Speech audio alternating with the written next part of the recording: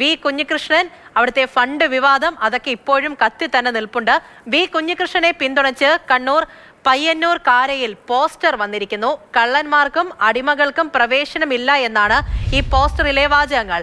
കാരയിലെ സഖാക്കൾ എന്ന പേരിലാണ് പോസ്റ്റർ പ്രത്യക്ഷപ്പെട്ടത്. ഫെലിക്സ് വിവരങ്ങളുമായി ചേരുന്നുണ്ട്. Felix, good morning. അപ്പോൾ ഈ പ്രശ്നങ്ങളൊക്കെ തന്നെ ഇപ്പോഴും കത്തി നിൽപ്പുണ്ട്.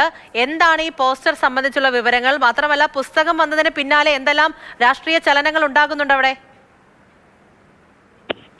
കാരയിലെ സഖാക്കൾ എന്ന പേരിലാണ് പയ്യന്നൂർ കാരയിൽ വി കുഞ്ഞികൃഷ്ണനെ പിന്തുണച്ചുകൊണ്ട് ഇപ്പോൾ പോസ്റ്റർ പ്രത്യക്ഷപ്പെട്ടിട്ടുള്ളത്. വി കുഞ്ഞികൃഷ്ണൻ ഉന്നയിച്ച ആരോപണങ്ങൾ അത് ആവർത്തിക്കുകയാണ് ഈ പോസ്റ്ററിൽ. അതായത് കള്ളന്മാർക്കും അടിമകൾക്കും പ്രവേശനമില്ല എന്നതാണ് ഈ കാരയിൽ ഇപ്പോൾ പതിച്ചിരിക്കുന്ന പോസ്റ്ററിലെ വാചകങ്ങൾ. അപ്പോൾ അതിൽ കാരയിലെ സഖാക്കൾ എന്ന് എഴുതിയിട്ടുമുണ്ട്. അതായത് കുഞ്ഞികൃഷ്ണൻ ഉന്നയിച്ചത് ഈ സാമ്പത്തിക തട്ടിപ്പ്, രക്തസാക്ഷി ഫണ്ട് അടക്കം കട്ടു എന്നതാണ്. ആ വാചകങ്ങൾ കടമെടുത്തുകൊണ്ടാണ് കള്ളന്മാർക്കും ഒപ്പം തന്നെ അടിമകൾക്കും ഇവിടേക്ക് പ്രവേശനമില്ല എന്നീ പോസ്റ്ററിൽ വ്യക്തമാക്കുന്നത്.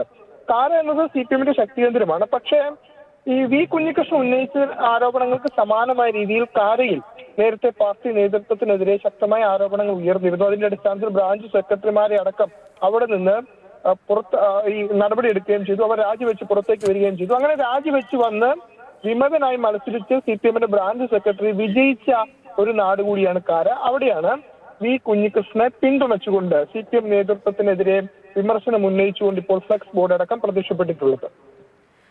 ശരി, ഫെലിക്സ് ആണ് കണ്ണൂരിൽ നിന്നും വിവരങ്ങൾ നൽകിയത്.